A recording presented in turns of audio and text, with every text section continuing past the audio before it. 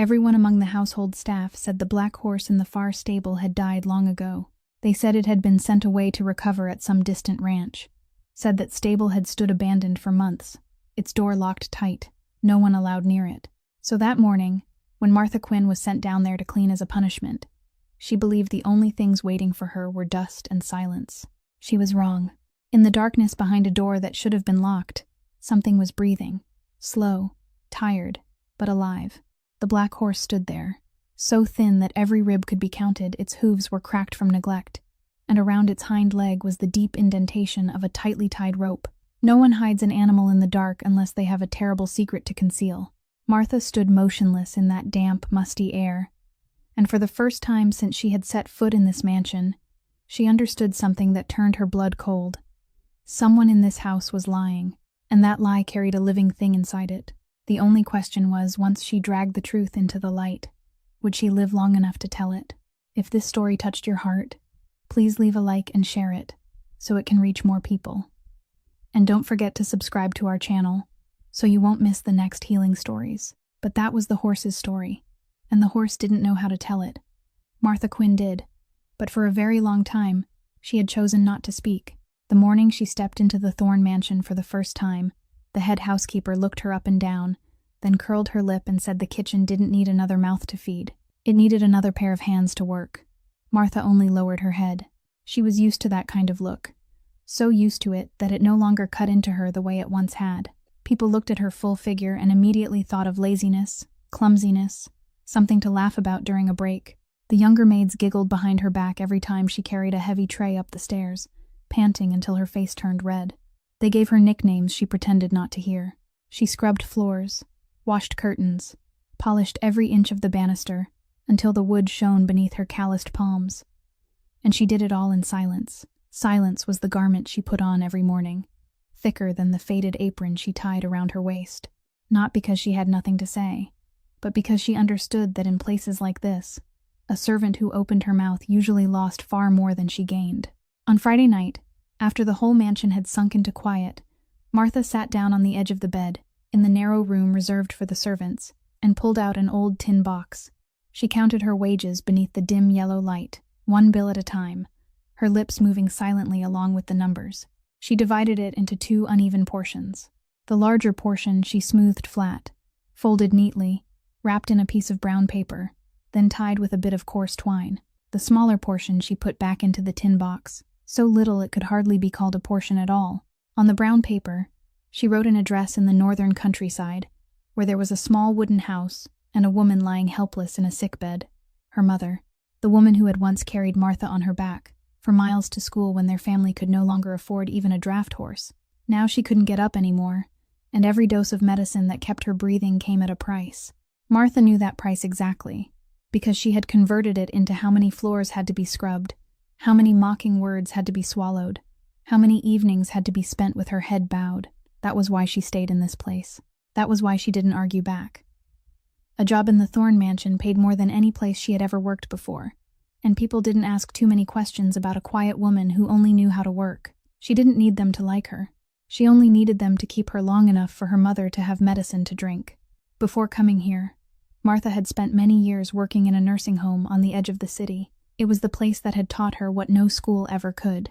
There, she cared for people the world had forgotten. Old men and women who could no longer remember the names of their children and grandchildren, people whose pain was locked tight inside their chests, while their mouths couldn't shape it into words. She learned that pain didn't always cry out loud. Sometimes it rested in a hand gripping the edge of a blanket. Sometimes it was in a pair of eyes fixed on the door, waiting for someone who would never come. She learned how to read those small signs, how to sit down beside a frightened human being without needing them to say a single word, how to let her silence become a kind of comfort instead of a wall. She didn't know that this quiet ability, this ability to see pain where others saw only mindlessness, would one day lead her to a door that should have been locked, to a creature breathing slowly in the dark, and to a truth people had buried so deeply they believed no one would still have enough patience to dig it up. The next morning, when the head housekeeper called her name in an icy voice and pointed toward the old stable at the far end of the grounds, Martha merely wiped her hands on her apron and nodded. She thought it was only a day slightly worse than the others. She had no idea that she was walking straight toward the thing that would change everything. A few miles away, inside a towering building overlooking the entire city, a man named Elias Thorne was standing by the window, his back turned to a room full of people. No one in that room dared speak before he did. That was the first thing people learned when they stepped into Thorne's world, that his silence carried more weight than any other man's shout. He was 34 years old, but the way he stood, the way he let the silence stretch until it became hard to breathe, made people forget his age and remember only his power. That evening, there was a matter that needed to be settled, and everyone in the room knew what it was. A man was led in, both hands trembling, his face pale beneath the lights. He had worked under Thorne for many years, a man entrusted with overseeing small sums of money in the Eastern District, where poor families borrowed just to get through the day. Thorne had just been told that the man had squeezed a widow so hard she'd been forced to sell her last wedding ring, and even then, he hadn't let her go. He'd gone on threatening her eldest daughter. Thorne turned around very slowly. He didn't shout. He didn't slam his fist on the table. He only walked forward, stopped exactly one step away from the man, and looked straight into his eyes with a gaze people said was cold enough to freeze the blood in a person's veins. He asked him one single question, in a level voice that was almost gentle: whether the man knew his rules. The man stammered. The whole room held its breath. Thorne went on, still in that same voice, saying that in his world, there were things he allowed and things he would never forgive, and at the very top of the list of things he wouldn't forgive was the strong crushing the weak, men using their power to bully people who had nothing with which to defend themselves. He said that any man who needed to frighten a widow and a child to prove he was a man was, in truth, no man at all. Then he gave a signal, nothing more than a slight lift of his chin, and the two men standing on either side of the door stepped forward and took the man away. Not a drop of blood, not a loud sound, only the finality of a sentence already pronounced, and the way the entire room breathed out together when the door closed showed more clearly than any words just how great Thorne's power was. He ordered that the widow be given back the money that had been taken from her, along with enough extra to keep her from worrying for a long time, and he made it clear that no one was to go anywhere near that family again. His orders were obeyed immediately, because with Thorne, a command spoken once was enough. When the room had emptied, only one middle-aged man remained, standing quietly in the corner and waiting with patience. That was Garrett Vale, the man who had followed Thorne for many years, the one who watched over the mansion and managed everything in the house whenever he was away. Thorne told Vale that he had to leave the city the next morning. There was business in a distant place that required his personal attention, and this time, he might be gone longer than usual. He told Vale to keep a careful eye on everything, to keep the mansion peaceful, and most of all, to take proper care of the only thing in that house he truly cared about. Vale bowed his head, his voice smooth and heavy with loyalty, and told the boss to rest assured, everything at home would be handled perfectly, as though there'd never been anything to worry about at all. Thorne looked at Vale for another moment, then nodded. He'd trusted Vale for many years, and in the suspicious world he lived in, that trust was a rare thing. He had no idea that this very trust, placed in the wrong hands, would become the first crack in everything he was trying so hard to preserve. That one thing was Onyx, the black horse kept in the stable at the far end of the grounds, and when Thorne mentioned it, something in his voice softened, only for an instant, but long enough for Vale to notice. Thorne asked about the horse before leaving, asked how it had been lately, and Vale had prepared his answer in advance. Vale said the horse had recently shown signs of weakness, that it wasn't eating well and could barely stand steady, so he had taken it upon himself to make arrangements and send it to a retirement farm in a distant area, a place where people specialized in caring for old and sick horses, with wide land, good grass, and clean air. Vale added that he thought it was the best thing for the animal, and he apologized for not asking first, only because he'd been afraid that if they waited too long, the horse wouldn't survive. Thorne was silent for a long while. With anyone else, that silence would have been a warning. But then he nodded, slowly, and said Vale had done the right thing, that he thanked him for thinking it through so carefully, because Vale had followed him for too many years, had stood beside him through too many storms, and in Thorne's heart, Vale's words carried the weight of a trusted confidant. He had no reason to doubt him. Only Thorne knew why he cared so deeply about that horse, and it began with a wound he had never allowed to heal. The black horse hadn't originally belonged to him.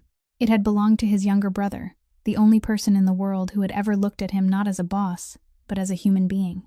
That younger brother had been gentle in a way their world didn't allow, loving animals more than money, and he was the one who had raised the black horse from the time it was still a thin, frail colt. Many years earlier, during a period when Thorne had been forced to go far away to handle business, he had left everything at home in the hands of a man he trusted absolutely, someone close to him whom he had once regarded as a brother.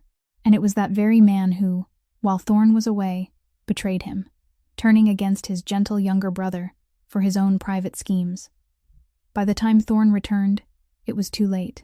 He lost the only person he truly loved, and he lost his belief that loyalty was something real. From that day on, the black horse became everything that remained of his younger brother, the last fragile thread tying him to a part of himself he had buried along with his grief. He never spoke of this to anyone, but the way he cared for that animal, the way he gave instructions about it before every trip, said everything for him. And because of that wound, he hated betrayal more than anything else in the world, hated it so deeply that it became the rule carved most deeply into who he was. Ironically, he didn't realize that betrayal was repeating itself right before his eyes, under his own roof, from the very man to whom he had just entrusted everything. The next morning, Thorne left before the sky had fully brightened, carrying with him the belief that his brother's horse was resting in peace somewhere quiet. When his convoy disappeared beyond the great gates, Garrett Vale remained standing alone in the silent hall of the mansion. The respectful look on his face dissolved like morning mist, revealing the thing underneath that he had kept hidden for so long. He let his eyes move around the vast mansion that now lay completely in his hands, and a very thin smile appeared at the corner of his mouth. The horse hadn't been sent anywhere at all, and that was only the smallest lie among everything he was hiding. During the days when Thorne was away from home, Garrett Vale was like a man who had finally taken off a garment that had been too tight for far too long. He moved through the mansion with the bearing of someone who owned it, giving orders in a voice that no longer held any of the smoothness he used when standing before the boss. And the servants learned very quickly that when the master was absent, the person who needed to be pleased was Vale. It was during those days that Martha saw something she should never have seen. One late afternoon, as she carried a tray past the hallway leading to Thorne's private study, the door that should have been locked was slightly ajar, and inside, Vale was bent over the safe, hastily stuffing stacks of papers into a leather briefcase. He looked up just in time to catch her eyes. For one moment, they both stood completely still. Martha lowered her head at once, murmured an apology for taking the wrong way, then turned and walked off as though she hadn't seen anything. But she knew he had seen her see it. And a man like Garrett Vale would never allow a witness, even one as quiet as a servant, to remain safely too close to him. The next morning, he summoned the head housekeeper, and by noon, Martha Quinn's name was mentioned along with an order. They told her that from then on, she would no longer work inside the main house. They told her she had been clumsy, that she had broken a valuable object, an accusation she knew was fabricated but had no right to argue against. Her punishment was to be pushed down to the old stable at the far end of the grounds, a place everyone said had been abandoned for a long time, to clean the place no one wanted to set foot in. The younger servants laughed again, telling one another that at last the fat girl had been sent where she belonged, to some dusty corner where no one would have to look at her anymore. Martha understood very clearly that this wasn't a punishment for a broken object. This was Garrett Vale's way of moving her out of sight, pushing her to the farthest place possible on the estate, where she would no longer accidentally pass doors that should have been locked. She didn't resist. She only thought of the tin box in her room and of her mother lying sick in bed in the northern countryside, and she understood that losing her job now was something she couldn't allow to happen. So she wiped her hands on her apron, picked up the broom and bucket, then quietly followed the long gravel path toward the far end of the grounds, where the old stable stood slightly crooked beneath the leafless trees.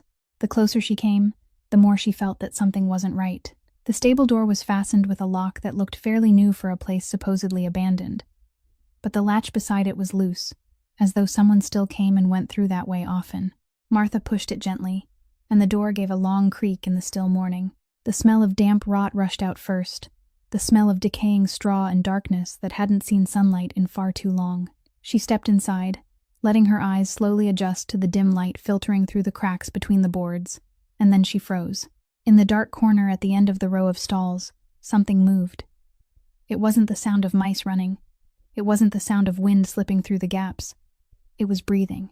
Slow, heavy, but impossible to mistake.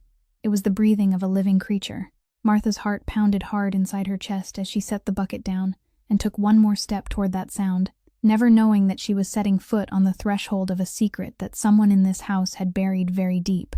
When her eyes had fully adjusted to the darkness, that shape slowly became clear in the corner of the stall, and Martha realized it was a black horse.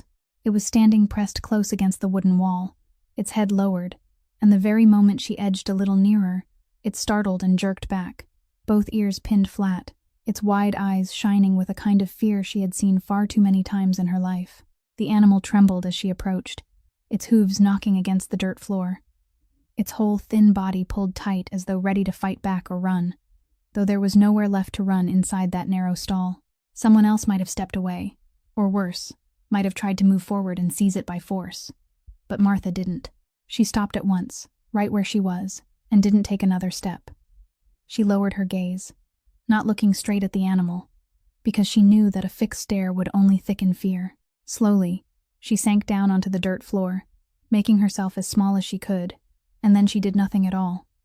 She was simply there, quiet, letting the distance between them speak for itself. This was what she had learned during her years at the nursing home, that there were fears that couldn't be driven away by strength, that the harder one pushed, the tighter they curled inward, and the only way to reach a panicked creature was to show it that you weren't a threat. She had once sat for hours beside the beds of old people who shrank back whenever anyone came near, people whom pain and loneliness had turned into fortresses, and she had learned that patience was the only key that could open those sealed doors. So she sat still in the dark stall, her breathing slow and even, and she began to speak very softly, not so the animal would understand the words, but so it could grow used to the gentle sound of a human voice that carried no threat. She talked about small, ordinary things, about the morning, about the wind slipping through the cracks between the boards, about how she, too, had once been afraid, like him, in the low, warm voice she had once used to soothe people waiting for something that would never come. Time passed, and very slowly, the black horse began to change. Its flattened ears gradually lifted, turning toward her as though it were listening. The trembling in its body eased little by little. It still didn't trust her, but it had stopped seeing her as something to guard against. A long time later, when the streaks of sunlight through the gaps in the boards had shifted across the dirt floor, the horse finally lowered its head a little more, and Martha understood that it was a concession, a door opening by the smallest crack. She didn't hurry to take hold of it. She only raised her hand slowly, palm turned upward, and kept it there in the air, not touching the horse, simply letting it decide for itself. And after a long moment of hesitation, the horse tilted its head and drew a soft breath against her palm. It was only then, when she was close enough, that Martha saw everything clearly. She saw the ribs rising beneath its skin, saw the weary stance of an animal that had been starved for a long time, and she saw the thing that made her go cold. Around one of its hind legs was the mark of a rope that had once been tied tightly there, the indentation still imprinted in the skin. This wasn't a horse being allowed to rest and recover. This wasn't an animal forgotten in an abandoned stable. It had been imprisoned, bound, left to hunger and thirst in the darkness, and someone had done it deliberately. Martha sat silently beside the black horse in that damp, moldy stall, and the compassion in her heart began to turn into something else, something sharper, clearer. A question: who had done this, and why had they needed to lie so much to hide it? In the days that followed, Martha returned to the stable whenever she could, carrying a little food hidden in her apron and clean water, and the black horse gradually grew used to her presence, until it no longer backed away every time she stepped inside. It was during those visits that she began to notice something strange. The animal kept pressing its head against one particular spot on the wooden wall at the back of the stall, again and again, as though something there kept urging it on. At first, she thought it was only a meaningless habit of a creature that had spent too long in loneliness, but the way it kept rubbing that exact same place, day after day, awakened in her the instinct that had been sharpened through years of watching what other people overlooked. She had learned that when a living creature kept pointing toward one direction, sometimes it was trying to say something it had no way to put into words. So one afternoon, when everything around her was quiet, Martha moved closer to that wall and ran her hand over it carefully. The old boards were fitted close together, but beneath the dust and cobwebs, she realized one plank seemed looser than the others, its edge worn smooth as though it had been pried open and set back in place many times. She slipped a few fingers into the gap and gently pulled. The plank came free, revealing a small hollow hidden deep inside the wall. And inside that hollow was a worn leather notebook, carefully wrapped in a piece of oilcloth to protect it from dampness. Martha picked it up, her heart beating faster, and opened it under the weak light. The handwriting inside belonged to a man, written hurriedly across many pages, some lines careful and neat, others scrawled as though they had been written in a moment of anxiety. She couldn't understand everything she read, but there were things that appeared clearly enough to make a chill run through her. In those pages, the writer expressed suspicion about large sums of money that kept vanishing without explanation, about figures in the ledgers that didn't match, about someone draining the family's assets from within. And repeated again and again among those lines was one name, written down and underlined as though it were a warning sent to himself, the name Garrett Vale. Martha didn't know who had written this notebook, but she could feel the fear soaking through every word. The fear of a person who knew he was holding something dangerous and didn't know whom to trust. She understood that what she was holding in her hands wasn't merely an old notebook. It was a piece of truth someone had hidden so carefully that they had entrusted it to a horse.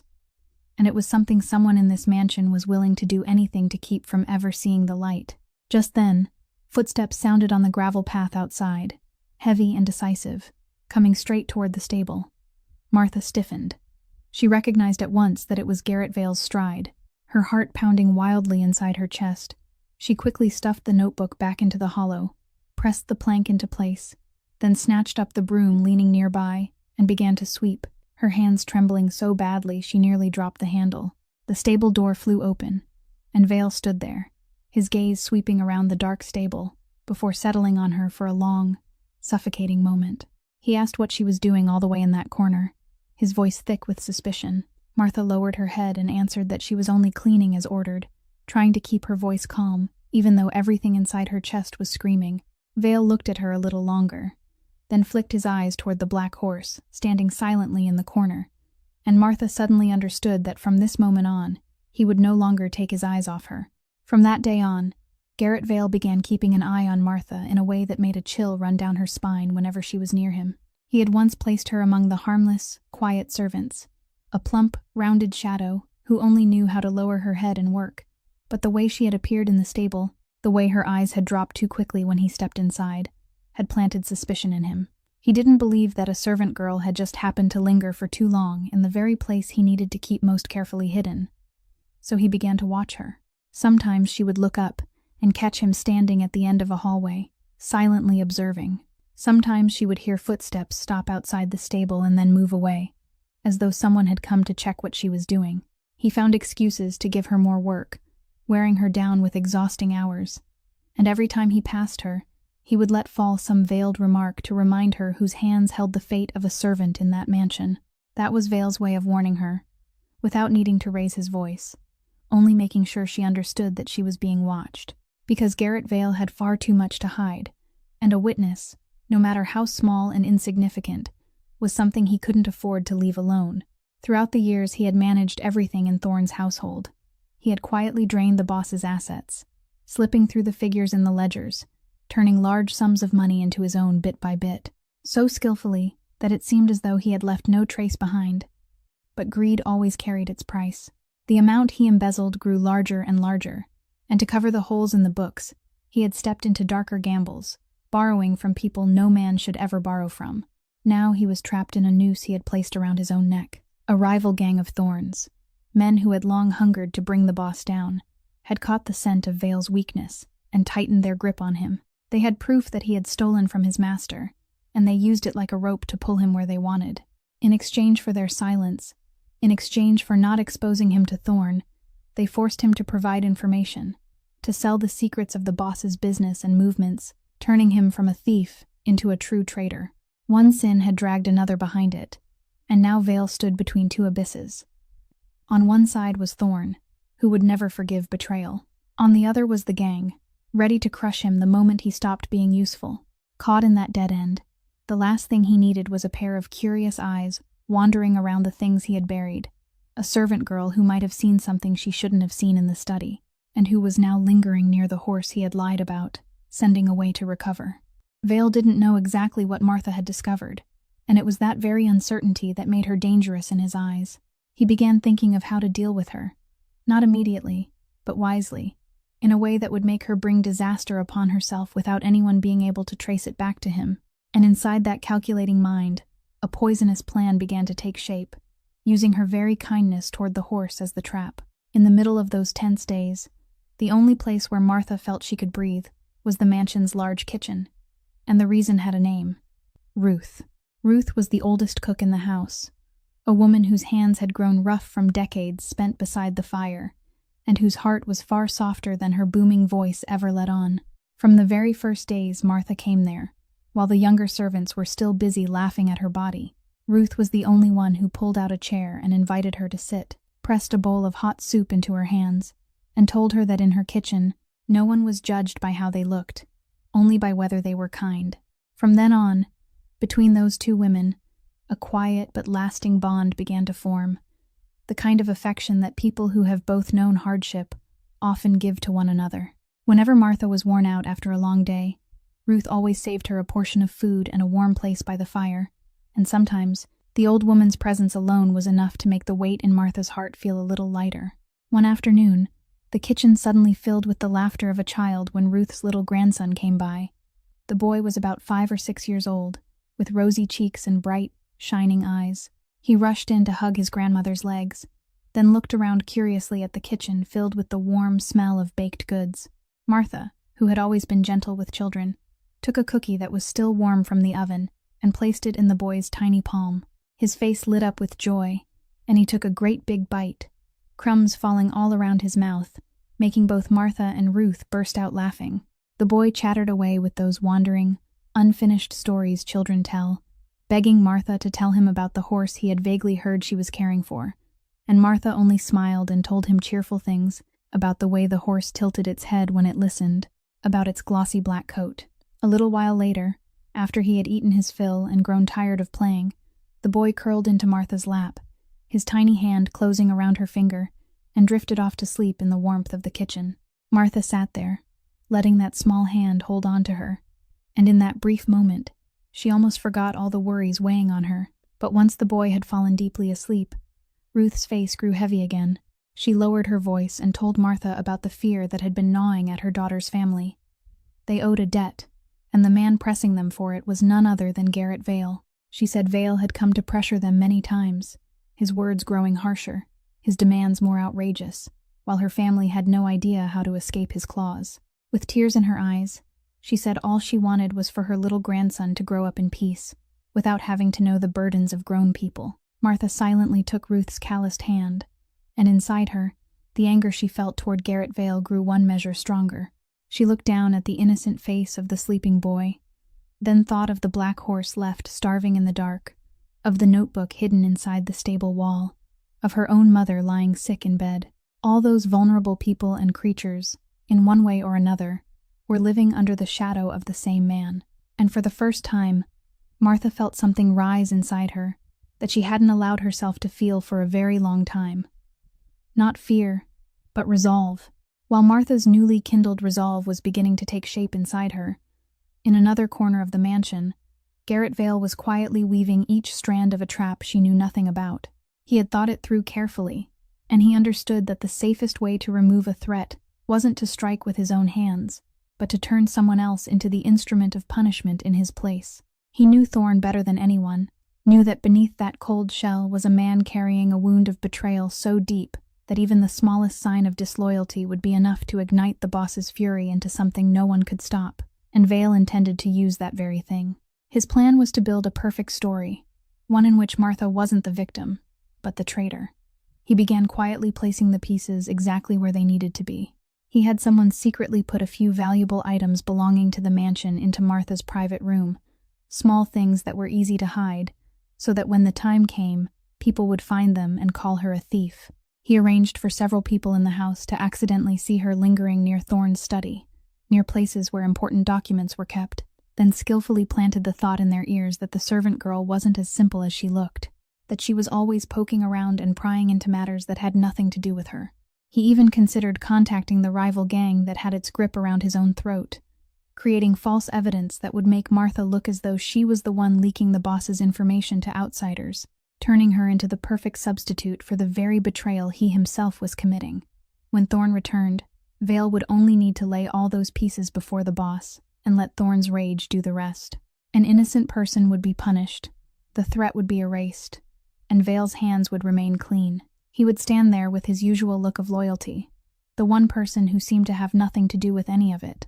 The cruelty of that trap lay in the fact that it used Martha's own kindness as bait, twisting her visits to the stable to care for the horse, and the fact that she had accidentally seen what she shouldn't have seen, into evidence against her. But within that entire staged performance, there was one person who knew the truth and was bearing it in silence. That was Daniel Boyd, a worker in the mansion, a man of around 30, with a face that always carried a trace of unease. Daniel had accidentally learned of Vale's schemes, had seen enough to understand that Martha was being pushed toward an abyss she didn't even know was there. But Daniel didn't speak, and the reason for his silence lay in the fact that Garrett Vale held a secret of his own, a mistake from the past that, if exposed, would cost him everything. Vale had cleverly used it like an invisible chain looped around Daniel's neck, and every time Daniel thought of opening his mouth, fear pulled him back again. So Daniel kept standing on the sidelines, watching the trap close tighter and tighter around that gentle woman, his heart torn between conscience and cowardice. Many times, he had caught sight of Martha in the yard, seen her lower her head in greeting with a tired yet sincere smile, and every time, guilt clawed at him a little harder. He knew he was becoming an accomplice to something wrong simply by doing nothing, but he still wasn't brave enough to step beyond his own fear. And while that silent struggle unfolded inside Daniel Boyd, the strands of the trap kept tightening, closer, tighter, around a woman who was only trying to save an animal and hold on to the wages that kept her mother alive. That trap soon took its first step, and it was crueler than anything Martha could have imagined. One evening, Garrett Vale ordered the guard watching the stable not to bring the black horse any food or water, using the excuse that the animal needed to be left that way until further instructions were given, and he calculated that if the horse fell into critical condition during the night, the next morning he would place all the blame on Martha, the only one assigned to look after the stable, turning her into the careless servant girl who had abandoned the boss's precious animal and left it to die. Martha knew nothing about that order, but that evening, an uneasy feeling kept urging her to return to the stable after she had finished her work, and when she pushed the door open beneath the wavering light of an oil lamp, her heart seemed to tighten in her chest.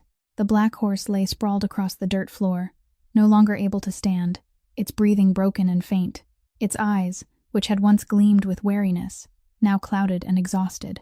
It was so spent that it seemed almost ready to give up. Martha dropped to her knees beside it, both hands trembling, and in that moment, she understood that if she walked away, the animal wouldn't survive the night. She began her battle to wrestle the horse's life back from that lonely darkness. She ran to fetch water, little by little, lifting the animal's head and patiently dripping water into its mouth, because it was too weak now to drink on its own. She found a little soft food, pressed it into small pieces, and coaxed it to swallow bit by bit. She rubbed its cold body, calling its name in the gentle voice she had once used to comfort people standing at the final edge of life, telling it that it wasn't allowed to give up, that someone still needed it to stay. The night passed that way, through desperation and the tears she couldn't hold back, and in the middle of that struggle, another torment was tearing through her heart. She knew very well that secretly staying in the stable all night, involving herself so deeply with an animal others had ordered to be abandoned, could cost her the job. And losing that job, for Martha, didn't only mean losing a place to work. It meant her mother, lying helpless in the northern countryside, would have no more medicine. It meant the fragile thread holding onto her mother's breath would break. A warning voice rang inside her head, telling her she should let go, that she should leave, that she should protect her job and not get tangled in trouble that wasn't hers. But every time she looked down into the clouded eyes of the dying horse in her hands, she couldn't make herself walk away. She thought of the people in the nursing home whom she hadn't been able to save, the hands she had held in their final hour, and she knew that if she turned her back tonight and abandoned a living creature begging to survive, she would lose something inside herself that no wage could ever buy back. So she stayed. She chose her conscience, even though the price of it might be everything she was trying so hard to keep. Through that long night, alone in the cold stable, the woman the whole world had laughed at because of her body became the only thread holding one life back from death. When the first rays of dawn slipped through the cracks between the boards, the black horse moved faintly. Its breathing had grown steadier, deeper. It struggled to lift its head, and its eyes, though still tired, had regained a spark of life. It had survived the crisis. Martha collapsed beside it, utterly exhausted, tears rolling down her smudged face. But they were tears of relief. She placed her hand on the animal's neck, feeling the warmth of life returning beneath her palm, and whispered that the two of them had made it through together. She had no idea that outside, in the dim gray light of early morning, a figure who had just returned was standing silently at the threshold, witnessing everything. Elias Thorne hadn't meant to return that night. The business in that faraway place ended sooner than expected, and carrying the habit of a man who never announced his movements in advance, he quietly returned to the mansion before dawn, without a message, without a single sound to signal his arrival. He had always done things that way, because in his world, surprise was the best way to see the things people tried to hide when they thought he was absent. When the convoy silently entered the grounds in the dim gray light of early morning, the first thing Thorne noticed was a wavering glow coming from the far stable, the place that should have been empty and locked, the place Vale had told him the horse had long since been sent away to recover. A flicker of suspicion passed through him, and he quietly walked toward it alone. He stopped at the threshold, and what he saw inside seemed to turn his whole body to stone. His younger brother's black horse lay there on the dirt floor, so thin its ribs showed plainly, its body wasted with the misery of an animal that had been starved for a long time. Nothing like the strong, healthy image he still carried in his memory. It hadn't been resting at some distant farm at all. It had been here, all this time, imprisoned and abandoned beneath his own roof. And kneeling beside the animal, cradling its head in her lap, was a woman he had never paid attention to, a servant girl with a smudged face and eyes red from a sleepless night, whispering something to the horse in a voice strangely gentle.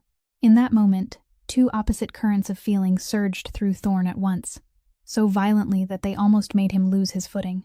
One was a dark rage rising like a wave, the rage of a man who had just realized he'd been deceived, that the last keepsake of his younger brother had been mistreated until it was nearly ruined, while he had rested easy in the lie told by the man to whom he had entrusted everything.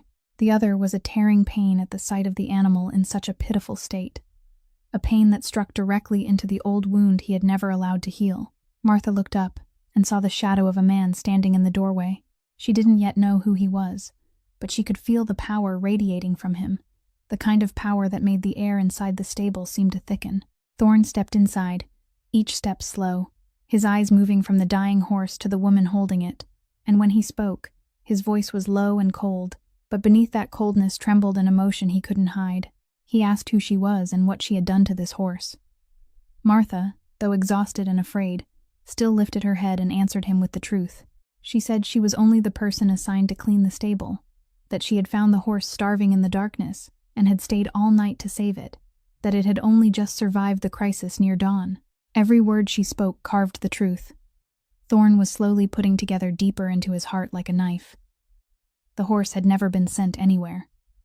Vale's words had been a blatant lie, and while he had gone away with his trust placed in the wrong hands, inside his own house, a betrayal had been unfolding in silence, repeating itself in the very way it had once stolen the person he loved most from him. Thorne stood there in the stable's half-light, his fists clenched so tightly the veins rose beneath his skin, and he understood that beneath the roof he had believed was fully under his control, there were things rotting from the inside that he had never known. Thorne didn't leave the stable right away.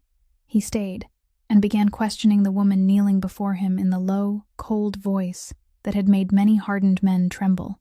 He asked how long she had been here, who had assigned her to this stable, what she had seen, and what she knew.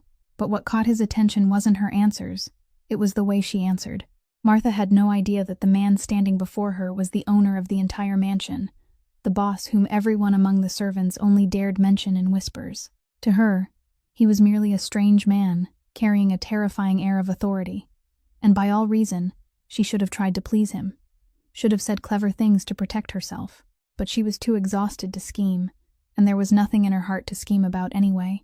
When he pressed her on why she had given up an entire night and risked her job to save an animal that didn't belong to her, Martha only looked up at him with weary but honest eyes, and answered that she had done it simply because she couldn't bear not to. She said that when she saw a living creature in that much pain and loneliness, she couldn't turn her back and walk away and still live peacefully with herself. She added, her voice growing softer, that she had once cared for people the whole world had forgotten, and she had learned that no life deserved to be abandoned in the dark, whether it belonged to a person or an animal. She didn't beg, didn't claim credit, didn't try to make her words sound moving. She only spoke what she believed, plainly, as though it were something so obvious it needed no argument. And it was that very plainness that touched something inside Thorne he had long believed had gone numb. In the world where he lived, he was used to every act of kindness, hiding a purpose. People smiled at him to seek advantage, helped him in exchange for favors, and showed loyalty to conceal private schemes of their own. He had lived so long among people like that he was certain selfless kindness was only a fairy tale, something that didn't exist in real life. And yet now, before him, stood a woman who had traded sleep, strength, and even her own livelihood to save an animal when she didn't even know whom it belonged to and expected nothing in return. She didn't even know he was the man who could give her everything or take everything away from her. She had saved the horse, not because it belonged to a powerful boss, but because, to her, a suffering creature deserved to be saved. It was as simple as that. Thorne watched her in silence for a long while, and in that silence, something rigid inside him shifted slightly. He didn't let it show. His face remained cold, his stance still filled with authority, but deep inside, for the first time in many years, his iron belief that no one was kind without wanting something had been cracked by an ordinary woman. He didn't say thank you, because words like that didn't belong to the man he had become. Instead, he made a decision. He told Martha that from now on, she would continue staying there to care for the horse, that no one was allowed to touch her or stop her, and that she no longer needed to fear losing her job. She didn't fully understand the meaning behind those words, but she could feel that something had changed. What she didn't know was that behind that cold command, Thorne had quietly raised a shield around her, keeping her close not only so she could care for the horse, but also so he could trace the person who had lied inside his own house, and so he could protect the first person in his life who had made him believe that kindness was real. After that night, Thorne quietly began looking into the woman who had saved his younger brother's horse. He was a man who never acted on emotion alone, and before placing his trust in anyone, he needed to know exactly what kind of person they were. He had people make discreet inquiries about Martha Quinn, and what he uncovered gradually painted a picture that made even a hardened man like him fall silent. He learned that the woman who always lowered her head and endured mockery was carrying a quiet burden on her shoulders. He learned about the small wooden house in the northern countryside, about the mother lying helpless in a sickbed, about the costly doses of medicine that stretched out each breath she took, and about how nearly every penny of Martha's meager wages was carefully wrapped up and sent home to pay for those medicines. He came to understand that this was why she bowed her head, why she swallowed every humiliation, why she didn't dare lose this job no matter how much she had to endure. She wasn't weak. She was simply holding up the life of someone she loved with shoulders the whole world only knew how to laugh at. To Thorne, the money Martha had been struggling to earn coin by coin, the money that meant the whole sky to her, was only a small figure hardly worth his concern. And he did something he told no one about. Quietly, he arranged for the full cost of her mother's treatment to be covered, for the woman to be moved to a place with skilled doctors and the finest care, for the weight pressing down on that young woman's shoulders to be lifted without her ever knowing. He didn't do it so she would be grateful. He didn't do it in exchange for anything. He did it because, for the first time in his life, he had met someone who gave without calculation. And something inside him wanted to answer that in the only way he knew how. Martha would never have found out if not for an accident. One afternoon, as she happened to pass by the study while the door was slightly open, she caught pieces of a conversation. A few words mentioning her mother's name, the hospital in the north, and the fact that every expense had been paid in full. She stopped short, thinking she must have heard wrong. But a few days later, a letter arrived from home, and in it, her mother wrote through tears of joy that she had been moved to a better place, that an anonymous benefactor had taken care of everything, and that she didn't understand why she had been so fortunate. Martha held the letter in her hands, and it took a long while before she could put all the pieces together. When she realized who was behind it all, her legs nearly gave way beneath her, and the tears came spilling out before she could stop them. For so many years, she had been used to giving without expecting anything back, used to carrying everything alone in silence, until she had almost forgotten what it felt like for someone to reach out and lift her up. And now, the person who had done such a great thing was the very man the whole world feared. The man who had never spoken a sweet word to her. The man who had quietly taken the heaviest burden of her life off her shoulders without ever wanting her to know. From that day on, something between two people who seemed to belong to two separate worlds began to change. When Martha came to see Thorne, she didn't offer any flowery words of thanks, because she knew such words were unnecessary with a man like him. She only looked at him, and in that look was everything she couldn't say aloud. Thorne only nodded, silently, but between them, an invisible thread had been tied, stronger than any promise. Garrett Vale realized the danger was tightening around him when he saw that Thorne not only didn't punish the servant girl, but had also raised a shield of protection around her. He understood that if Martha were allowed to remain close to the boss, sooner or later the truth about the notebook, the horse, and the missing money would come to light. So he decided to strike before it was too late, and he set loose the trap he had been patiently laying for so long. One morning, Vale came to Thorne with the heavy expression of a loyal man pained by the need to report terrible news. He said he had discovered something dreadful, that the servant girl the boss had begun to trust was, in truth, a traitor. Then, one by one, he laid before Thorne the pieces of evidence he had worked so carefully to fabricate. Valuable items from the mansion had been found hidden in Martha's private room. Several people in the house testified that they had seen her lingering more than once near the study, rummaging through papers. And most poisonous of all, Vale produced things that made Martha appear to be the very person who had been leaking information about the boss's business and movements to the rival gang, shifting the crime of betrayal he himself was committing onto an innocent woman. Every piece of evidence had been arranged to fit perfectly. Every fragment pointed in one direction, and together they painted the picture of a spy disguised as a gentle servant girl. Thorne sat and listened, and with each word Vale spoke, his face darkened a little more. But it wasn't anger at Martha that clouded his mind. It was a cold, sharp realization. Thorne already knew Vale was a liar who had abandoned his brother's horse. Seeing Vale produce this flawless web of evidence against a helpless servant girl only proved one thing. Vale was desperate, and he was trying to destroy a witness. However, Thorne still lacked the final, concrete proof of Vale's larger financial crimes. To draw the traitor out completely, and to ensure Martha's safety from Vale's reach, Thorne decided to play along. He put on his legendary, unreadable mask and had Martha summoned. When she stepped inside, still carrying her usual quiet manner, she immediately sensed that something had changed in a terrifying way. Thorne looked at her with eyes that seemed cold and distant, hiding the tactical calculations beneath. He placed the fabricated evidence before her, demanding an explanation in a level, icy voice. Martha went still as death. She looked at the items, listened to the accusations, and understood that she was being pushed into a trap she had no way of proving herself innocent of. She stammered her denial, saying she had never taken anything, that all of it was lies. She looked into Thorne's eyes, begging him to believe her, and what hurt her most was the inscrutable, freezing distance in the eyes of the man she had begun to trust.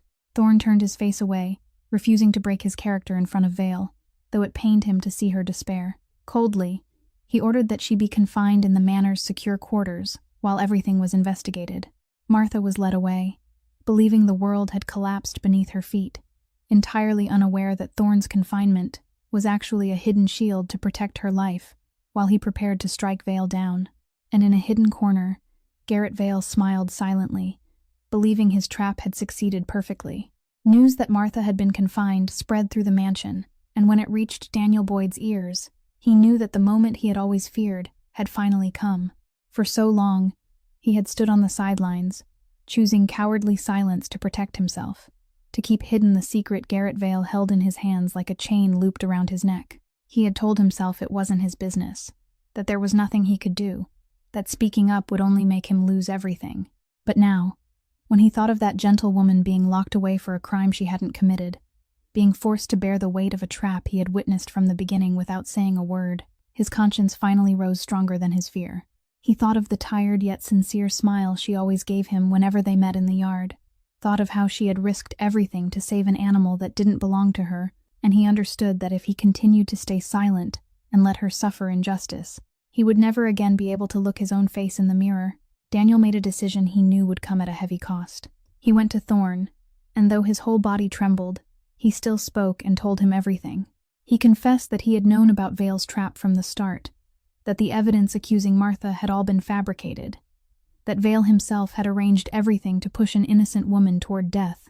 Then he revealed the thing that put him in danger, that the reason he had stayed silent for so long was because Vale held a mistake from his past and had used it to force him to keep his mouth shut. He knew that by saying this, he was exposing the very secret he had kept hidden, accepting the consequences he had feared for so long. But he spoke anyway, because for the first time, he chose to do what was right instead of what was safe. And to prove his words, Daniel led Thorne to the stable, to the loose plank in the wooden wall, and took out the notebook wrapped in oilcloth that Martha had found. When Thorne opened the notebook and recognized the familiar handwriting inside, his whole body seemed to stop. It was his younger brother's handwriting. Those pages were the words of the brother he had lost, written down before his death, recording his suspicions that someone had been draining the family's assets, that money had been disappearing, and again, among those trembling lines was a name underlined like a warning, the name Garrett Vale. Thorne read each line, and the truth laid bare before his eyes was cold and merciless. The traitor had never been Martha. The traitor had always been Vale, the trusted man he had believed in, the man who had embezzled from him for years, the man who had abused his brother's horse, and who had now staged an entire performance so Thorne would punish an innocent woman with his own hands. Thorne's anger rose more fiercely than ever, but this time it was tangled with bitter remorse. He realized how close Vale had come to destroying everything, and even though he had suspected Vale's trickery from the start, seeing Martha's pleading eyes earlier made him realize how deeply his cold charade had hurt her. A heavy guilt pressed down on his chest for forcing her to bear that pain, even if it was to protect her. Thorne closed the notebook, and when he lifted his head, there was no calculation left in his eyes, only the deadly coldness of a boss who knew exactly who needed to pay the price. Thorne immediately ordered Martha released and summoned Garrett Vale for a confrontation, but Vale was clever enough to sense that the wind had changed. When he realized that the notebook written by Thorne's younger brother had fallen into the boss's hands and that Daniel Boyd had spoken up, he understood that all his lies had been torn wide open. Pushed into a corner, Vale's true nature was fully revealed, with no loyal mask left to wear. He knew there was no longer any way back for him inside that mansion, and in his desperation, he played his final and most reckless move. For a long time, he had been acting as an inside man for Thorne's rival gang, and now he decided to throw the gates wide open for them, leading them straight into the mansion, in the hope that, in the chaos, he might turn the situation around, or at least escape with his own life. That night, the quiet of the mansion was ripped apart when strangers poured in through the passage Vale had already opened for them. There was the pounding of feet, the shouts of alarm, the flashing sweep of lights cutting through the darkness. In the middle of that chaos, one thought flashed through Vale's mind, that if he could no longer keep anything, then he would destroy the thing Thorne treasured most, and he turned his sights toward the far stable, where the black horse was standing. But Thorne had already guessed that. Understanding that the last keepsake of his younger brother and the woman who had saved it were both in danger, he didn't hesitate for even a second before rushing straight toward the stable. Martha, after being released, had also hurried back to the horse's side, and when the strangers closed in, she stood in front of the panicked animal, spreading her arms wide to shield it even though she had nothing with which to defend herself. At that dangerous moment, Thorne appeared. He threw himself between Martha, the horse, and the men charging forward like a fortress wall. The confrontation was swift and decisive. Thorne fought with all the coldness and authority of a man protecting the last thing he had left, every blow precise and resolute, forcing the attackers back step by step. His men, alerted to the danger, quickly rushed in to support him, and the situation Vale had believed would drown everything was swiftly broken apart. The intruders, who had been counting only on surprise, were subdued one after another when they realized they had gravely underestimated the man they had planned to overthrow. And then everything fell quiet, leaving only Garrett Vale standing there among the wreckage of his own scheme, with no one left to hide behind, and no lie left to speak. Thorne walked toward him, each step slow, and the whole space seemed to freeze beneath the force that radiated from him. He didn't shout. He didn't pour out his fury in cruel words. He only looked straight at the man who had betrayed him with eyes cold enough to cut to the bone, and repeated the rule that everyone in his world knew. He said there were two things he would never forgive. The first was the strong crushing the weak, The second was a man betraying trust, and Garrett Vale had committed both, not once, but again and again, against an animal that couldn't defend itself, against a helpless woman, and against the very man who had sheltered him for so many years. He said that in his world, there was no place left for a man like that to belong. Vale tried to open his mouth and beg. He tried to invoke all his years of service, but it was already far too late. Thorne gave a signal, and his men escorted Vale away, bringing an orderly end to the performance he had worked so hard to stage. There was no bloody scene, only the quiet and inevitable collapse of a man who had believed himself too clever. When everything was over, Thorne turned back toward the stable. Martha was still standing there, trembling but steady, still shielding the horse behind her, and when their eyes met in the last dim remnants of light, all the words that hadn't yet been spoken, all the misunderstandings and wounds, seemed to dissolve together in that silent moment. Garrett Vale's downfall didn't come in a single moment. It unfolded in stages, exactly the way men like him always collapse. Once the curtain of lies had been torn open, every sin he had buried for so long began rising one by one into the light.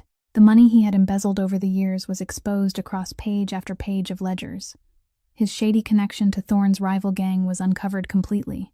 The people who had once taken orders from him, who had once looked the other way out of fear or for a little profit, now turned their backs on him when they realized the support they had been leaning on was rotten through. Thorne didn't choose revenge in the dark. He handed Vale, along with all the evidence, over to the law, so the man who had caused so much suffering would pay in a public and proper way, and so the name Garrett Vale would from then on become a warning to anyone who still thought of using another person's trust as a stepping stone for greed. While evil withered away, the good things began to come back to life.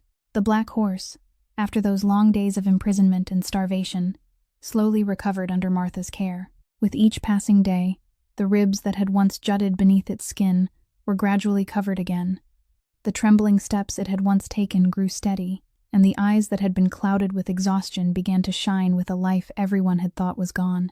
It no longer shrank fearfully into the dark corner, but learned to lift its head to welcome the morning sunlight, as though it, too, understood that the nightmare was over.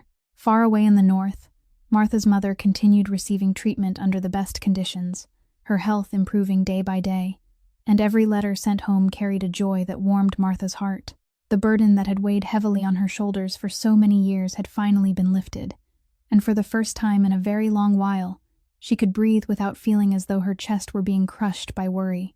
As for Daniel Boyd, Thorne didn't forget that his cowardly silence had nearly caused an innocent woman to suffer injustice. But he also didn't forget that, in the end, Daniel had chosen to stand with the truth, had dared to expose his own secret in order to save Martha. Thorne forgave him, but that forgiveness wasn't easy or indulgent. He allowed Daniel to stay, but gave him the heaviest work to carry, so he would understand that trust, once lost, had to be earned back through action, not words. And Daniel accepted it with gratitude, because he knew he deserved it. And every hard day of labor became another day in which he slowly found peace inside himself again. Ruth's kitchen rang with laughter as it had before, and now that laughter sounded even brighter, because the dark shadow named Vale no longer pressed down on her family. The debt that had once tightened around her daughter was resolved, and the constant fear on Ruth's face gave way to relief. One beautiful, sunny afternoon, Ruth's little grandson rushed into the mansion again, his cheeks rosy and his smile free of worry. This time, Martha led the boy out to the stable, so he could see with his own eyes the black horse she had always told him about. The boy cried out in delight, then timidly reached out his tiny hand to gently stroke the animal's glossy black coat, and the horse, strangely gentle, only lowered its head to accept it. Martha stood watching that scene, a joyful child beside an animal brought back to life, and a peace she hadn't felt in a very long time rose inside her heart. The storm was truly over, and what remained after it was life, laughter, and hope. Spring came to the Thorne mansion that year in a gentleness no one could have expected. The black horse was now fully healthy again, its glossy dark coat smooth beneath the sunlight once more, its stance proud with the dignity of a creature that had found life and trust again. Every morning, when Martha stepped into the stable, the animal would lift its head to greet her, and it would often gently press its face against her shoulder, a tender gesture whose meaning could only be fully understood by those who had walked through darkness together. Between the woman once looked down on by the whole world and the animal once abandoned to die, A wordless bond had formed, a kind of affection born from long nights spent fighting for life, from the patience and tenderness she had given it when no one else had been willing to look. And Thorn, the cold and powerful man feared by the entire city, had found in Martha something that all his money and power had never been able to buy. Two people who seemed to belong to two completely separate worlds. One, a boss standing at the peak of authority. The other, a quiet servant girl at the very bottom of the social ladder, had somehow found each other through the simplest thing of all: kindness. Thorn realized that a person's true worth had never rested in outward appearance or the position they carried. For so many years, he had lived among people dressed in fine clothes and holding high status, yet empty inside, people ready to betray and trample others for their own gain. And yet the only person who made him believe that goodness was real in this world, the only person who dared risk her own livelihood to save a creature that couldn't speak for itself, was the very woman the whole mansion had once mocked because of her body. Martha was finally seen for who she truly was, not through her outward shape, but through the heart that knew how to stop and listen to the pain of the weak, through the endurance of a soul that never turned away from a life in need of saving. And that is exactly what this story wants to send to each of us, that a person's dignity is never measured by appearance, by weight, by wealth, or by status, but by the way they treat those weaker than themselves, by the compassion they're willing to give without expecting anything in return. Sometimes, the person the world sees as the most ordinary, the most invisible, is the one carrying the noblest heart, the one person willing to stop and listen to the things others overlook. Always be kind, because kindness is never meaningless, and one small act of love today can light a flame that changes an entire life. If this story has touched your heart, please leave a like and share it with more people, so kindness can spread far and wide. And don't forget to subscribe to our channel, so we can listen together to many more meaningful and captivating stories every day. How do you feel about Martha and the Black Horse's story? What part of this story moved you the most? Please leave a comment and share the feelings from deep within your heart, because we always hope to hear your sincere thoughts. Thank you for taking the time to listen all the way to the very last moment. May you and the people you love always be blessed with abundant health, a joyful life, peace, and serenity each day. Goodbye, and see you again in the next stories.